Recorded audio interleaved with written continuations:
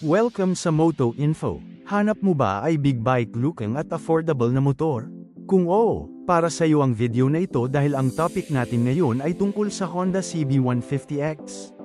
Kung ready ka na, simulan na natin.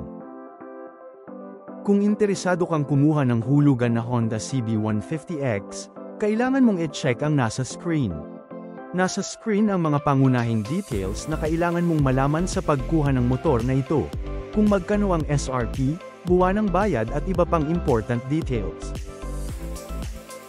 Ang Honda CB150X ay may mga natatanging features gaya ng all-LED lighting system, tapered handlebar and cockpit design at full digital meter panel.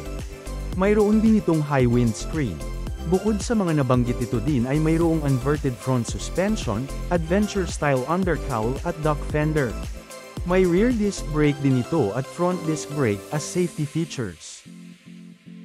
Ang Honda CB150X ay may 149cc, 4-stroke, 4-valve, DOHC, liquid-cooled na makina at electric starting system. May hydraulic disc brake sa harap at likod, tubeless na gulong, 180/17 MC sa harap, at 130/70/17 MC sa likod, na nakakabit sa cast wheel. Ang dimensyon nito ay 2031 by 796 by 1309 mm.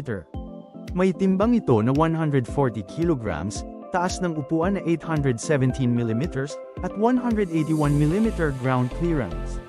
May 12 liters fuel tank capacity, PGMFI fuel system, 12 volts 5 ampere hour, maintenance-free wet na baterya, at maayos na sistema ng pagpapalit ng cambio. Ang Honda CB150X ay available sa mga kulay na matte gunpowder black metallic at valiant red. Nagustuhan mo ba ang video?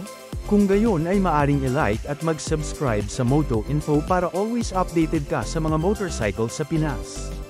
Hanggang sa susunod na video, bye!